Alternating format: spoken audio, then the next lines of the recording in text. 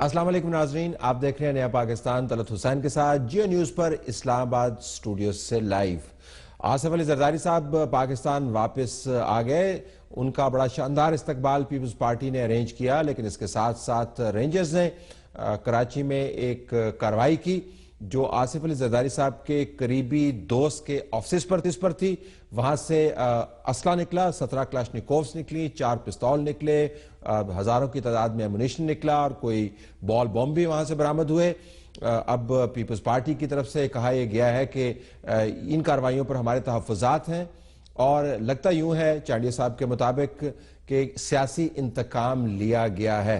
यह किस किस्म की रिसेप्शन है?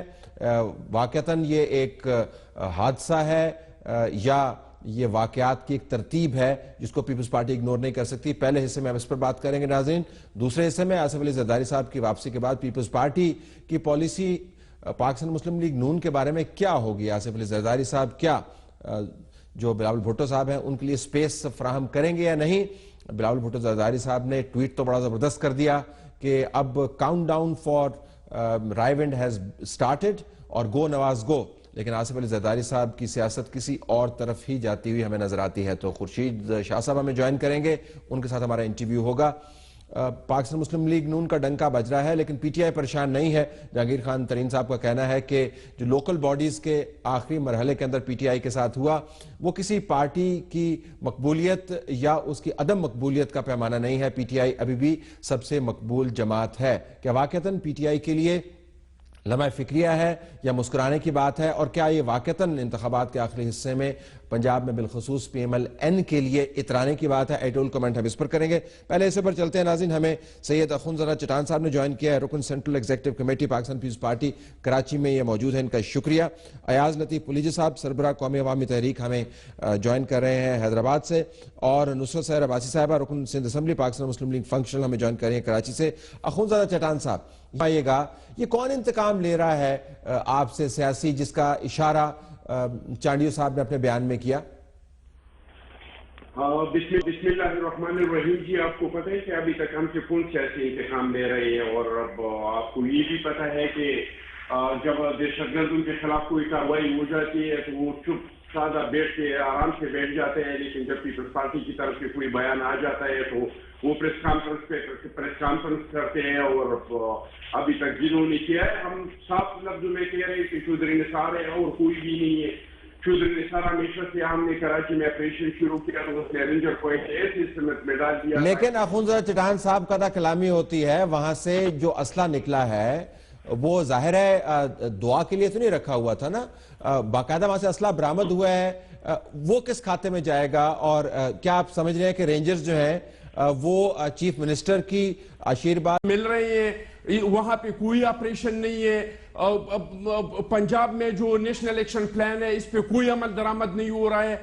तो हम समझ रहे हैं कि सबके लिए एक जैसा तरीक़ाकार होना चाहिए और सबके साथ एक जैसा सलूक करना चाहिए। साहब के पास जाने दीजिए मुझे। कोई तहफ़्फ़ुज़ात नहीं होगा, न पीपल्स पार्टी को कोई तहफ़्फ़ुज़ात होगा, न सिंध को होगा, न पंजाब को होगा, न बलूचिस्तान को होगा। अयाज लतीफ़ पुलिजी साहब, अगर मैं आपसे पूछ पाऊं, अखुंज़रा साहब मुझे मौका दीजिए, मुझे मौका दीजिए, तो जाहिर बात है लोगों के तहफ़्फ़ुज़ात तो फिर होंगे। ठीक।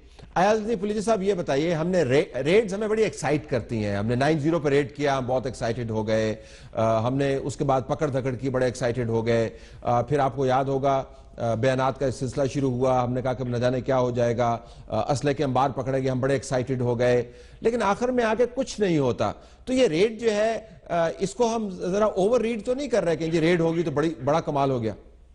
ये बिल्कुल सही कह रहे हैं आप। मैं इससे फुली इंडोर्स करता हूं आपके व्यूज को कि जो रेड्स होते हैं उसको इसकी हाइप क्रिएट होती है और बाद में खोदा पहाड़ निकला चूहा कुछ मामलात में हो जाता है। मगर अब पाकिस्तान मुझे मेरे ख्याल में तब्दील हो रहा है। पहले आपको याद होगा कि लोग पकड़े जाते थे, उनको प्रोसिक्यूट भी किया जाता था मगर सजा नहीं होती थी।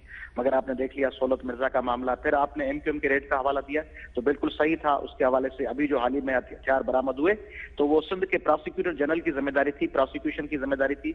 انہوں نے اس کو 1 क्लास की रिपोर्ट सबमिट कर दी, मैजिस्ट्रेट साहब ने उस मुकदमे को 1 क्लास में डिस्पोज ऑफ किया, उसको प्रोसिक्यूटर जनरल और सिंध हुकूमत ने उसको इसी तरह डील करने की उसका इरादा था। अब अगर ये बात सही है कि माजी में जो रेड्स हुए हैं उसके बनिस्बत अब सिचुएशन थोड़ी चेंज है, क्योंकि 9/0 के बाद जो पॉलिसी बनी उसमें यह नहीं था कि आर्जी तौर पर उनको फकत हथियार बरामद करके छोड़ दिया जाए। कल भी बल्दिया थाने के मुलजमीन ने कन्फेस किया है अदालतों में। तो मैं समझता हूं कि अगर इसको अनवर मजीद साहब के हवाले से ये पॉलिसी सस्टेनेबल बनी, सिर्फ ये नहीं, पॉलिटिकल विक्टिमाइजेशन बिल्कुल नहीं होनी चाहिए, आखुंदजादा साहब सही कह रहे हैं, मगर उसका एक दूसरा पहलू भी तो है। आखुंदजादा साहब ने कहा कि पंजाब में क्यों नहीं होता, हम हमेशा ये कहते रहे कि फला जगह क्यों नहीं हुआ, फला जगह बंदे चोर को नहीं पकड़ा है तो मेरे मोहल्ले वाला चोर भले डाके मारता रहे। इसलिए मेरे ख्याल में हमें ये करना चाहिए कि पंजाब में बिल्कुल होना चाहिए, कि पीके में भी होना चाहिए, मगर हमें सिंध में खुश होना चाहिए कि अच्छी बात है अनवर मजीद साहब के पास से जो हथियार बरामद हुए। अब उसका पहलू यह है ना कि रेंजर्स ने तो बरामद किए, लॉ एनफोर्सिंग इदारे बरामद करते हैं, मगर उसको प्रोसिक्यूट तो रेंजर्स नहीं करती। सिंध हुकूमत का जो प्रोसिक्यूटर जाके वहां दहशतगर्दी के कोर्ट में वो चालान भी सबमिट नहीं करता, वहां विटनेसेस की डिपोजिशन भी सबमिट नहीं होती। इसलिए सिंध हुकूमत के खिलाफ खुद इस किस्म का एक्शन होना चाहिए कि प्रोसिक्यूशन उनके कब्जे से निकल के हाई कोर्ट के और सुप्रीम कोर्ट के जेर इख्तियार। ठीक, अभी जरा नुसरत साहब आपको आवाज आ रही है मेरी? जी बिल्कुल आ रही है। ये गुजारिश है कि मेरे पास वक्त जरा कम है तो मैं वाज़ेह सवाल कर रहा हूं, इख्तिसार से अगर आप जवाब दे पाएं तो आसिफ अली जरदारी साहब के लिए ये रेड जो है ये कितनी अहम है आपके ख्याल में? मेरे ख्याल में तो क्या, पूरे सिंध, पूरे पाकिस्तान के हवाले से बड़ी अहम है, बहुत अहम शख्सियत है वो उनके लिए। तो ये रेड तो उनके लिए बहुत अहम हो गई। वो उनको शायद पता ही नहीं था, वहां से वो चले थे तो यहाँ ये न्यूज़ चल गई कि रेड हो गई है और हथियार निकले हैं और काफ़ी फाइलें भी उठा ली गई हैं। तो अब ये देखना ये है कि जरदारी साहब जैसे डॉक्टर आसिम के हवाले से बहुत ज़्यादा सीरियस हैं, अयान अली के हवाले से बहुत ज़्यादा सीरियस हैं, ख़ास तौर पे अपने ख़ास लोग उनके वकला लगाए हुए हैं, तो इनके हवाले से भी वो ज़रूर कुछ ना कुछ ऐसे एफर्ट्स लेंगे। लेकिन हमारे लिए तो बहरहाल ये एक बहुत अहम न्यूज़ है कि अनवर मजीद, जिसके लिए पूरी सिंध में दहशत है, लोगों को बड़ा खौफ है, लोग अपनी पार्टी एफिलिएशन छोड़कर इनकी तरफ इसलिए जा रहे होते हैं कि उनकी शुगर मिलें कब्जा ना हो जाए, उनकी फ्लोर मिल्स पे कब्जा ना हो जाए, उनकी आबा अजदाद की जो जायदाद है वो उनके हाथों से चली जाएगी। तो अनवर मजीद तो इतनी पावरफुल शख्सियत है, बहुत से ऐसे लोगों को इन्होंने बड़ा इख्तियार दिया हुआ है। एक अली हसन जरदारी साहब भी है जो दूध बेचता था, जिसको उन्होंने इरिगेशन का पूरा डिपार्टमेंट देकर तबाह बर्बाद कर दिया, हमारा इरिगेशन पूरे सिंध का, और उसने इतनी करप्शन की। तो बहुत सारी चीजें हैं तलत साहब, यकीन माने आपके इस प्रोग्राम के बाद से हम लोगों को यही उम्मीद रहेगी कि जो वो हमारी इन्फोर्समेंट, जो लॉ इन्फोर्समेंट एजेंसीज हैं, खुदारा सुन लीजिए, और जिस तरह आज उन्होंने ये बहुत बड़ा एक इकदाम उठाया, ऐसे बहुत सारे लोग हैं जो छुपे बैठे हैं, जो लोगों पर दहशत फैलाते हैं और करप्शन करते हैं सिंध में, और वो करप्शन करके जैसे उसको इग्नोर किया जाता है कि नहीं ऐसा कुछ नहीं हो रहा, करप्शन नहीं हो रही, लेकिन बहुत बड़ी बस मुझे थोड़ा सा मौका दे दीजिए, थोड़ा सा मौका दे दीजिए मुझे। अखुंदजादा चट्टान साहब 15 सेकंड में जवाब दे दीजिए। जरदारी साहब क्या वाकतन इस किस्म की रिसेप्शन की तवक्को कर रहे थे? उनके लिए, आपकी जमात के लिए अनहोनी हुई है आज? देखिए जी, हमारे लिए तो अनहोनी कोई नहीं है। इस मुल्क में अगर किसी का एहतसाब हुआ, अगर किसी के साथ ज्यादती हुई है तो वो हमेशा पाकिस्तान पीपल्स पार्टी के साथ हुई है। और नुसरत शहर की बातों का तो मैं जवाब ही नहीं देता हूँ। ये सियासी क्यों लोग हैं, कोई डिक्टेटर आ जाता है, कोई डिक्टेटर आ जाते हैं तो इन बेचारों को कोई सहारा मिल जाता है। कौम ने, संघ के अवाम ने तो उसको मुस्तरद किया है, कभी उनको संघ में कोई संघ वाली इसकी पूछती नहीं है। वो तो हमेशा से इस आसरे पे बैठते हैं कि सियासी लीडरशिप और आर्मी के दरमियान, फोर्सेस के दरमियान कब इख्तिलाफात आएंगे, कब ये सिस्टम लपेट जाएगा और हमें मौका मिल जाएगा कि हम जाके किसी डिक्टेटर के पाँव में बैठ। मुझे इधर ही छोड़ना है इस मामले को। अखुंदजादा साहब की तो आपने बात की थी, नुसरत साहिबा और अयाज लतीफ पुलिस साहब, नाज़रीन आप देख सकते हैं कि एक अहम मामला है और सियासी जज्बात इसके ऊपर ना सिर्फ मुनकसिम है बल्कि भड़के भी हुए हैं। तो ये सादा मामला नहीं है। लेकिन आसिफ अली जरदारी साहब की आमद से सिंध की सियासत पर, मुल्क की सियासत पर क्या असर पड़ेगा, अगले हिस्से में इस पर बात कर रहे होंगे।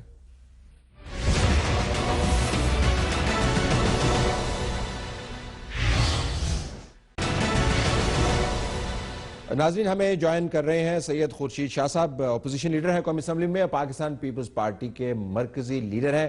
शाह साहब आपका बहुत शुक्रिया, आपने हमें ज्वाइन किया। बड़ा अहम दिन है पाकिस्तान पीपल्स पार्टी के लिए।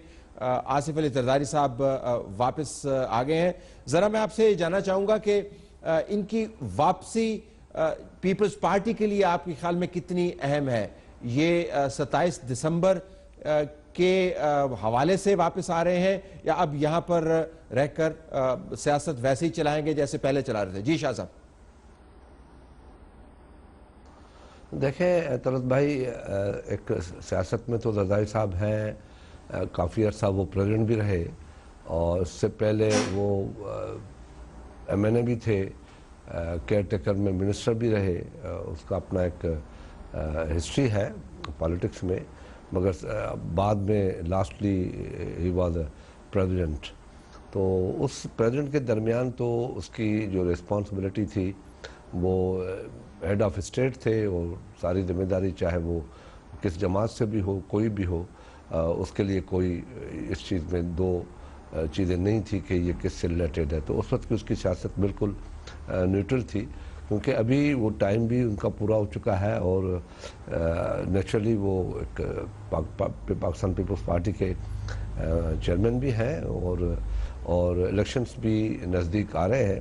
تو اس لیے ایکٹیویٹی بڑھنی چاہیے اور یہ ہیلدی ایکٹیویٹی ہے، اس میں کسی کو خوف اور ڈر نہیں ہونا چاہیے. اگر میں پوچھ پاؤں، آپ نے ابھی قطع کلامی آپ نے ابھی ذکر کیا کہ ان کا واپس آنا بہت ضروری ہے، لیکن کیوں ضروری ہے؟ میں ذرا آپ سے یہ جاننا چاہوں گا کہ کیا بلاول بھٹو زرداری آپ کے خیال میں ابھی بھی اس سطح پر نہیں پہنچے کہ وہ پارٹی کو سنگل ہینڈڈلی سنبھال سکیں، اور آنے والے انتخابات میں آصف علی زرداری صاحب کی جو سیاسی دانشمندی ہے اس کی بہت ضرورت ہے، اس کے بغیر شاید وہ چل نہیں سکتے؟ طلعت بھائی، you know very well then ادرس کہ جب بی بی چیئرمین تھی اور بی بی پرائم منسٹر ہوتی تھی تو زرداری صاحب بھی ایک حصے کو بڑے اچھی طرح سنبھالتے تھے اور پالیٹکس کرتے تھے. تو جب دو آدمی ہوتے ہیں، دو لوگ ہوتے ہیں، کیونکہ یہ لیڈرشپ کا کلیش تو ہے نہیں، آپ کو اس چیز کا علم ہے کہ لیڈرشپ کا کوئی کلیش ہو، کہ بلاول صاحب کی کوئی لیڈرشپ کو کوئی چیلنج ہے یا زرداری صاحب کی لیڈرشپ کو کوئی چیلنج ہے. یہ ایک ہی مسئلہ ہے، ایک ہی بات ہے. اس سے ایک سپورٹ ہے، ایک وہ سینئر ہے، ان کو پالیٹکس کی ایکسپرٹیز ہے، یہاں کے پاکستان کے بہت سے لوگوں کے ساتھ اس کا ایک تعلق ہے، ایک پرسنل ریلیشن شپ ہے، پرسنل جو اس کا ایک ان کے ساتھ ٹچ ہے. آپ نے صحیح کہا کہ آصف علی زرداری صاحب جو ہیں وہ ایک کرٹیکل پولیٹیکل فیکٹر ہیں پاکستان کے اندر. اگرچہ میری میں جو ریکال کرتا ہوں، شہید بینظیر بھٹو صاحبہ نے ان کو سیاست سے علیحدہ رکھا ہوا تھا. وہ یاد ہے کہ جب بینظیر بھٹو صاحبہ نے دبئی کے اندر پریس کانفرنس کی تھی اور ان سے پوچھا گیا تھا کہ آصف علی زرداری صاحب ان کے ساتھ واپس آئیں گے، تو انہوں نے کافی کیٹیگوریکلی کہا تھا کہ وہ سیاست سے نہیں، سیاست وہ خود چلائیں گے. خیر معاملہ وہ علیحدہ ہو گیا. زرداری صاحب نے آتے ہی دیکھیں سندھ اسمبلی کے اندر جو ہے وہ فورسڈ جو ریلیجن کی کنورژن ہے اس کا بل پاس ہوا. اخباروں کے اندر ہم نے سٹیٹمنٹ پڑھی جس میں کہا گیا کہ زرداری صاحب نے سراج الحق صاحب سے بات کی ہے اور کہا جی کہ ہم بل واپس لے لیں گے. یعنی زرداری صاحب پھر آ کے بہت ساری چیزوں کو اوور رائڈ بھی کریں گے نا. دیکھیں، جہاں تک مسئلہ ہے کہ بینظیر صاحبہ نے ان کو الگ رکھا تھا، جی ہاں، کیونکہ سچویشن ایسی تھی کہ زرداری صاحب 11 سال جیل میں رہے، اور جب جیل سے باہر آئے تو بی بی کے لیے ایک بہت بڑا بچوں کا مسئلہ تھا. اور بچوں کو کیونکہ بی بی کی سیاست کی وجہ سے، جلاوطنی کی وجہ سے اور زرداری صاحب کا جیل کی وجہ سے، کیونکہ ہم سب ہیومن بینگ ہیں، ہمیں اپنے بچے ہیں، آپ کو بھی اپنے بچے ہیں، آپ کو اس چیز کا احساس ہوگا کہ ان حالات میں بچے کتنے ڈسٹرب ہوتے ہیں اور بچوں کا پرابلم کتنا آتا ہے ایجوکیشن کا. تو بی بی نے یہ فیصلہ کیا، کھل کے کیا، ہمیں پتہ ہے اس چیز کا کہ جی زرداری صاحب اب مجھے سیاست میں جا رہی ہوں، میں پاکستان میں جاؤں گی اور اپنی جلاوطنی ختم کر کے اب آصف علی صاحب جو ہے اپنے بچوں کو لک آفٹر کریں گے. انفارچونیٹ بدقسمتی اس ملک میں کہ بی بی چلی گئی. نیچرلی جب بی بی چلی گئی تو ایک بہت بڑا گیپ تھا.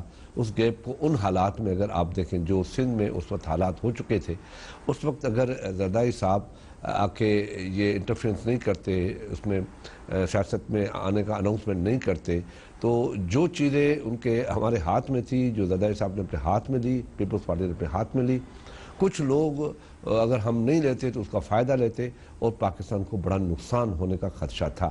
اس وقت اگر زرداری صاحب کہتا جی میں تو کچھ نہیں کرتا، میرا کوئی تعلق نہیں ہے، تو لیڈرشپ کا فقدان بڑا خطرناک آ جاتا. جو سیاسی طور پر توانائی ہے ان کی، میں کہہ رہا ہوں کہ وہ رکنے والی نہیں ہے. اب آنے سے پہلے ہی انہوں نے ایک پاس شدہ بل جو ہے اس کو ریویو کروا دیا. میں آ رہا ہوں نا طلعت، میں آ رہا ہوں.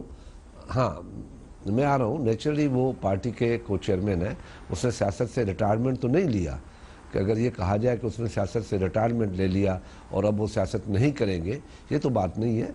वो एल्डर है, वो एल्डर का पोस्चर तो ज़रूर देंगे कि जो अगर इस वक्त की ज़रूरत है हालात के तहत, जो इस मुल्क में दहशतगर्दी, इस्लाम के नाम पे दहशतगर्दी है, कि इस वक्त कोई ऐसा काम हो जाए जिससे वो इस्लामी जमातें जो इस सिस्टम का हिस्सा हैं, डेमोक्रेटिक सिस्टम का हिस्सा है, अगर वो भी इस मसले पे कोई मसला पैदा कर दें और मसला पैदा हो जाए, तो उस मसले में हम लोग, हमारे लिए सबसे बड़ी बात जो है पीपल्स पार्टी के लिए, वो रियासत का मुस्तहकम रहना, रियासत में रहने वालों को महफूज करना। पीपल्स पार्टी का ये बड़ा क्लियरली मैसेज है। और दहशतगर्दी के ख़िलाफ़ तो मैं समझता हूँ पीपल्स पार्टी के लिए कोई सवाल उठ नहीं सकता कि पीपल्स पार्टी कभी दहशतगर्दी के ख़िलाफ़, दहशतगर्दी के से कंप्रोमाइज़ भी कर सकती है। इस मामले में पीपल्स पार्टी अपना वाज़ेह पॉलिसी रखती है। तो जरदारी साहब सही बात है, पॉलिसियों पर जो जरदारी साहब पॉलिसियों पर जिन पर भी पीपल्स पार्टी अपनी सियासत चला रही है, यानी एक बदउनवानी के खिलाफ कैंपेन चलाना, नंबर 2 दहशतगर्दी के ऊपर हुकूमत के ऊपर मजीद दबाव डालना, जिस तरह कि कोयटा के कमीशन की रिपोर्ट के बाद पीपल्स पार्टी ने एक स्टैंड लिया, इसके अंदर कोई बड़ी तब्दीली नहीं लाएंगे आप ये फरमा रहे हैं? क्यों नहीं? ये तो तब्दीली, ये तो एक हिस्सा है ना। जो आपने सवाल पूछा वो अलग हिस्सा है, एक वो अलग हिस्सा है जो काजी फैज़ ईसा का अपना रिपोर्ट आया है, जो उस पर हुकूमत का रवैया है, जो हुकूमत ने इस मामले में स्टेप लिए है, या हुक्मरानों ने जिस तरीके से उस कमीशन की रिपोर्ट को लताड़ा है। और मैं समझता हूँ 98 की तारीख को हुकूमत ने फिर दोहरा दिया कि इस तरीके से भी हम कर सकते हैं, क्योंकि माजी में कुछ नहीं हुआ है ना। तो ये चीज़ें भी हैं।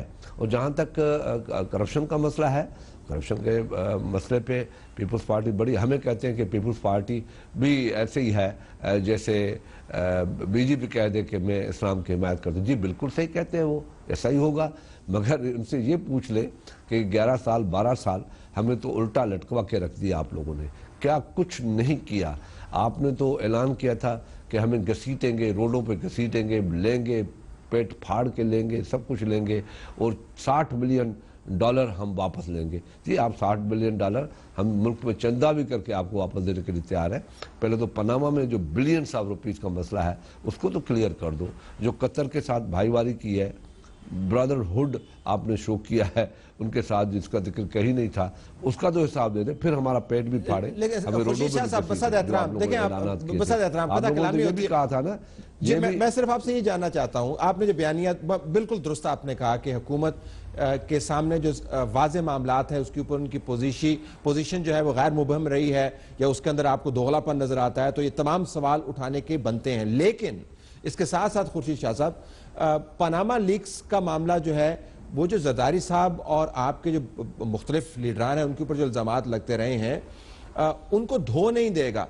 सिर्फ इस वजह से कि चीज़ें साबित नहीं हुई, सरे महल गायब नहीं हो जाएगा। जो राजा परवेज अशरफ के ऊपर इल्ज़ामात लगे हुए हैं नैब के अंदर, वो गायब नहीं हो जाएंगे। शर्जील मेमन के ऊपर जो इल्ज़ामात लगे हैं वो गायब नहीं हो जाएंगे। डॉक्टर आसिम के ऊपर जो इल्ज़ामात लगे हैं वो गायब नहीं हो जाएंगे। रईसानी साहब के ऊपर जो इल्ज़ामात लगे वो गायब नहीं हो जाएंगे, सिर्फ इस वजह से कि पनामा लीक्स का मामला सामने आया। नहीं, कोई किसी का गायब नहीं होता। तलत कोई गायब नहीं होता। पेपर मिल भी गायब नहीं होगा, और ये जो रमज़ान शुगर मिल भी गायब नहीं होगी, और पनामा भी गायब नहीं होगी। देखिए, पनामा लीक के सिलसिले में मैं आज भी ऑन रिकॉर्ड हूँ कि ऑफशोर कंपनियां कोई जुर्म नहीं है, मगर उसका ट्रेल जुर्म है कि ट्रेल बताओ पैसा कैसे गया। बात असल इधर है जहां खुद नवाज शरीफ ने कंफ्यूजन पैदा किया है। लेकिन जरदारी साहब इसको आगे कंटिन्यू करेंगे, नहीं करते, जरदारी साहब इसको कंटिन्यू करें, इसको चलाएंगे। आसिफ अली जरदारी साहब बदउनवानी के ऊपर मुहिम को लीड करते हुए कैसे लगेंगे? मैं अभी जरदारी साहब बात करेंगे, इस पर डिस्कशन होगी, क्योंकि ये तो बड़े इंपॉर्टेंट इशूज हैं जिस पे हमें मिलकर बैठ के बात करनी चाहिए। वो हम बात जरूर करेंगे। ये सियासी इशू है, इस वक्त का बड़ा हॉट इशू है, और इस पे तो डिस्कशन, लंबी डिस्कशंस होंगी। मगर एक बात करना चाहता हूँ ना कि ऑफशोर का कोई गुनाह नहीं है। हम नहीं कहते कि वो गुनाह है, बिल्कुल लीगल वे में है, ठीक है, बिल्कुल ठीक है। मगर जो मैं कह रहा हूँ कि जो मियाँ साहब ने खुद अपने खिलाफ केस बना दिया है, वो तो हमने नहीं बनाया ना। قطر کا کیس ہم نے نہیں بنایا، قطر کا کیس اس نے خود اپنے خلاف بنا لیا ہے، اور پتہ نہیں کس دشمنوں نے، جو میں اس کو شروع سے کہتا آیا ہوں، طلعت آپ کو علم ہوگا کہ میں کہتا تھا میاں کے آستینوں میں سانپ چھپے ہوئے ہیں جو میاں صاحب کو آہستہ آہستہ ڈس رہے، یہ بھی اس کو ڈسایا کسی نے میاں صاحب کو کہ تم یہ کر لو. وہ کہتے ہوں گے کہ کہیں میاں صاحب شاید اس سے بچ جائے، چلو اس کو میاں صاحب کی ایسی لائن میں دو کہ میاں صاحب خود اپنی بات میں پھنس جائے. لیکن آپ کے دور میں جو واقعات ہوئے وہ بھی بہت بڑے بڑے واقعات تھے، اس کے اوپر تو نہ کسی حکومت کے بندے کی ریزگنیشن کی بات ہوئی، نہ انٹیریئر منسٹر صاحب کی ریزگنیشن کی بات ہوئی، اور ایک واقعہ نہیں تھا، وہ درجنوں واقعات ہیں. تو میں صرف یہ جاننا چاہتا ہوں کہ ان واقعات میں اور کوئٹہ کمیشن کے واقعے میں فرق کیا ہے کہ وہاں پر ریزگنیشن نہیں مانگا گیا تھا، اس میں ریزگنیشن مانگا جا رہا ہے. مجھے صرف ایک دو واقعے بتا دے تو میں اس پہ تبصرہ کر سکتا ہوں. جی ایچ کیو کا اٹیک، مجھے پتہ نہیں ہے کہ ہم نے جی ایچ کیو کا اٹیک آپ کے سامنے ہے، پریڈ لین کا اٹیک آپ کے سامنے ہے، کامرا بیس کا اٹیک آپ کے سامنے ہے، پشاور جو ایئرپورٹ ہے اس کا اٹیک آپ کے سامنے ہے، اور شاہ صاحب بلدیہ فیکٹری کا واقعہ جو ہے وہ آپ کے سامنے ہے. مطلب میں کتنے واقعات آپ کو گنواؤں؟ اسامہ بن لادن کا واقعہ آپ کے سامنے ہے. دیکھیں میں آپ کو بتاؤں، یہ جتنے بھی واقعات ہیں ابھی دیکھیں، جہاں تک اسامہ کا مسئلہ ہے وہ رپورٹ گورنمنٹ کے پاس ہے، بڑا سینسیٹیو ایشو تھا، وہ گورنمنٹ کو دیا گیا اور گورنمنٹ نے اور عسکری قیادت نے ان کو دیکھا ہوگا، اور اب جو اس حکومت کے پاس ہے 3.5 سال ہو گئے ہیں، کہا ابھی بالکل لے آئے ان کو سامنے، جو خود بھی میاں صاحب نے کہا تھا. آپ نے کیوں نہیں کیا اس وقت ریزگنیشن کسی نے کیوں نہیں؟ رحمان ملک صاحب سے ریزگنیشن کیوں نہیں مانگا گیا؟ ٹھیک ہے، ہم دیکھیں نا اس کی ریزرویشن کا ایسے ایشوز ہے. میں فار ایگزامپل یہ کہتا ہوں 1970 میں جو ہوا واقعہ، اس پہ ایک حمود الرحمان کمیشن بنا، بھٹو صاحب اس میں خود گئے، خود ریکارڈ کروایا، مگر اس وقت کے حالات ایسے تھے جس پہ اس کمیشن کو روکا گیا کیونکہ پاکستان 2 لخت ہو چکا تھا، ہماری فوجیں ان کے ہاتھ میں تھی، پھنسی ہوئی تھی، ہمارا علاقہ ان کے ہاتھ میں تھا. اس وقت جو رپورٹ ہے، جو اگر آج پڑھی جائے، جو پڑھنے والے جو ذہن اور بڑے انٹلیکچوئلز ہیں، اگر وہ رپورٹ پڑھ لیں گے تو پھر اپریشیٹ کریں گے کہ اچھا ہوا کہ یہ رپورٹ اس وقت نہیں آئی. چلے وہ تو ایک واقعہ ہو گیا نا، پولیس سینٹر بناوا کے اوپر اس قسم کے جو اسامہ کا ہر واقعے کے اوپر، ہر واقعہ ہمیں یاد ہے کہ اس وقت ہم طلعت آپ ماشاءاللہ بہت ہی اچھے ذہین، میری بات سن لیں، ذہین اور اچھے ایک جرنلسٹ ہے اور اینکر بھی ہے ماشاءاللہ. میں آپ کو میں ذاتی طور پہ تو آپ کو 30 سال سے جانتا ہوں، جب سے میں پارلیمنٹ میں آیا ہوں. آپ کی کریڈیبلٹی ہے، آپ کا ایک اسٹیٹس ہے، آپ کا ایک نالج ہے، آپ کا ایک فلسفہ ہے، آپ کی ایک سوچ ہے، آپ کا ایک نظریہ ہے، آپ ایک چیز کو جانتے ہیں. یہ کچھ ایسی چیزیں ہوتی ہیں جو نہیں نکال. یہ جو کمیشن بنا، صرف فرق یہ ہے ان کمیشنوں میں کہ یہ واحد کمیشن ہے جو سپریم کورٹ نے سوو موٹو لیا. اس بات پہ آپ ذرا سوچ لیں، یہ سپریم کورٹ کے سوو موٹو لیا، 3 ججز نے اس کو کمیشن بنایا، اور سپریم کورٹ کے ایک سینئر جج کو اس کا کمیشن کا ہیڈ بنایا، اور سپریم کورٹ کے سینئر جج نے یہ کمیشن رپورٹ بنا کے دی اور اس کو کھول دیا. اور یہ رپورٹ اس پہ کوئی گورنمنٹ کے پاس نہیں بھیجا، گورنمنٹ کو کاپی دے دی، اور اس کمیشن میں ایک ایک چیز کے حوالے کے ساتھ اور لیٹروں کے ساتھ اس نے حوالے دیے جو آپ کے پاس بھی موجود ہے. ہمارا یہ کہنا ہے کہ اگر وہ کچھ آیا ہے اس پہ اتنا سیخ پا ہونا، لڑنا، سپریم کورٹ پہ اٹیک کرنا، جج کو برا بلا کہنا، میں سمجھتا ہوں اگر ان میں ہم ہوتے، ہم نے یہ کیا ہوتا، ابھی تک ہم لٹکے ہوئے ہوتے، ہمیں سزائیں ہو چکی ہوتی. ہمیں پہلے بھی سزائیں ملی، مگر ہمیں تو سزائیں بھی ملی، ہمیں تو جلاوطنی کے لیے بھی کچھ ہوا، تو ہم کورٹ میں ہی گئے، کورٹ نے فیصلے کیے، ہم کہیں اور نہیں گئے. اب اگر آپ یہ سمجھتے ہیں کہ ہمارے یوسف رضا گیلانی کے ساتھ جو کورٹوں نے کیا، آپ نے دیکھا ہم چپ رہے، بھٹو صاحب کے ساتھ جو کچھ ہوا، بیگم صاحبہ کے لیکن یوسف رضا گیلانی صاحب کے ساتھ کیا کیا کورٹ نے؟ جوڈیشری کیا کیا کورٹ نے؟ وہ خط نہیں لکھ رہے تھے، کورٹ کہہ رہی تھی خط لکھ چودھری دیں. افتخار جو وہ خط نہیں لکھ رہے تھے نا، کیونکہ زرداری صاحب کا معاملہ تھا، وہ خط نہیں لکھنا چاہتے تھے. آپ نے تو اپنا پرائم منسٹر قربان کیا. طلعت بھائی بات سنیں، میری بات سنیں. بینگ اے پاکستانی، پلیز اس بات کو تو دیکھ لیں.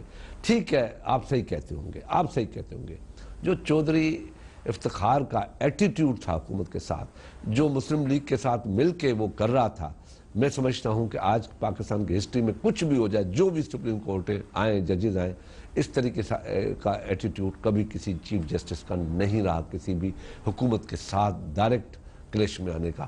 ایک پریزیڈنٹ ہے جو ہیڈ آف اسٹیٹ ہے، اس کے لیے آپ ایک ماجسٹریٹ کو خط لکھوانے کی دباؤ ڈال رہے ہیں، اس کے بعد پھر آپ ان کو کہتے ہیں یہ کرو ورنہ ہم آپ کو نکال دیں گے۔ آپ جا کے پاکستان کے ہیڈ آف اسٹیٹ کو ایک ماجسٹریٹ کے سامنے گھٹنے ٹیکنے کو کہتے ہیں کہ میں حاضر ہوا ہوں، مجرم ہوں پاکستانی۔ اتنا بھی ملک کو مت گراؤ، اتنا بھی اپنے پاکستان کے جھنڈے کو نیچے مت کرو۔ آپ کم سے کم تو آپ لوگ تو کم سے کم کبھی یہ ڈیبیٹ کر کے اس چیز کو بند کروا دینا چاہیے، آپ جیسے لوگوں کو بند کرانا چاہیے کہ پرائم منسٹر کا گر جانا ٹھیک ہے، پریزیڈنٹ کا گرنا ٹھیک نہیں ہے، چلا گیا۔ خورشید شاہ صاحب، پرائم منسٹر کا گر جانا ٹھیک ہے، پرائم منسٹر کا گر جانا ٹھیک ہے، پریزیڈنٹ کا گر جانا پرائم منسٹر بیچارہ پیپلز پارٹی کا پرائم منسٹر تھا نا، نون لیگ کا پرائم منسٹر ہوتا تو جوتے چھوڑ کے بھاگنا پڑتا ججوں کو۔ آپ مجھے یہ تو بتائیں مجھے طلعت بھائی، آپ کو جسٹس بھی کرے، آپ بھی کرے، ایز اے ہیومن بینگ آپ کرے، اگر پیپلز پارٹی والوں نے اس طریقے سے ججز کو بھگایا ہوتا، کیا حشر نہیں ہوتا ہمارا؟ آج تک اس پہ کچھ ہوا 98 میں، اور آج پھر ہسٹری دہرا رہی ہے کہ جس طریقے سے انٹیریئر منسٹر نے ملائن کیا ہے جسٹس کو، ایک سپریم کورٹ کے جج کو، یہ کوئی ہم جیسا بندہ کرتا تو بچتا۔ اچھا ذرا ٹورڈز دی اینڈ میں اگر آپ سے پوچھوں تو معاملے کو تھوڑا سا ذرا آگے بڑھائیں۔ عمران خان صاحب اور آصف علی زرداری یہ دونوں اب اپوزیشن کو سنبھال رہے ہوں گے، ظاہر ہے بلال بھٹو زرداری بھی موجود ہیں، ان دونوں کی ایکویشن کو آپ کیسا دیکھتے ہیں؟ بلال بھٹو زرداری تو عمران خان کو چاچا کہتے ہیں اور عمران خان ان کو بچہ کہتے ہیں، آصف علی زرداری صاحب عمران خان صاحب کے بارے میں کیا رویہ رکھیں گے؟ مل کر ان کے ساتھ چلیں گے، مل کر اپوزیشن ہوگی؟ یہ میں آپ کو ایک اپنی پولیٹیکل کیریئر کا جو 50 سالہ میری 49 ایئر بھی 50 سال انشاءاللہ ہوں گے، بچپن سے لے کے آج تک داڑھی مجھے نہیں تھی، آج بڑھاپے تک ایکسپیرینس بتا رہا ہوں۔ سیاست میں کوئی آخری دوست آخری دشمن نہیں ہوتا، یہ میری تھیوری ہے۔ کب کس وقت حالات کیسے بنے، کبھی کسی نے سوچا تھا کہ میاں نواز شریف اور زرداری صاحب گلے ملیں گے؟ کبھی سوچا تھا؟ کبھی بی بی اور میاں نواز شریف کو ایک ٹیبل پہ بیٹھتے ہوئے کبھی کسی نے سوچا تھا؟ کبھی اصغر خان کے لیے سوچا تھا کہ پیپلز پارٹی MRD میں ان کے ساتھ بیٹھے گی؟ کبھی ولی خان نے سوچا تھا کہ مجھے حیدرآباد جیل میں ڈالا گیا، سزائیں دی گئیں مینگل کو، کیا ہم ایک سیٹ پہ بیٹھیں گے MRD میں؟ تو یہ حالات اور وقت انسان کو ایسے رخ پہ لے کے چلتے ہیں جہاں ان کو کمپرومائز کرنے پڑتے ہیں۔ تو کچھ بھی ہو سکتا ہے، جنرل ایک بڑے انٹرسٹ کے لیے چھوٹی قربانیاں دینی پڑتی ہیں۔ کچھ بھی ہو سکتا ہے۔ جی بہت شکریہ سید خورشید شاہ صاحب، آپ نے ہمیں جوائن کیا۔ ناظرین، بڑا موقع ہے پاکستان پیپلز پارٹی کے لیے بھی، پاکستان کی سیاست کے اندر ایک ٹرننگ پوائنٹ بھی ہے، دیکھتے ہیں کہ ٹرننگ پوائنٹ جو ہے یہ کس طرف سیاست کو لے کے جاتا ہے۔ ہم اگلے سیگمنٹ میں ایک اور اہم معاملے پر بات کر رہے ہوں گے۔ چشنون فدائے۔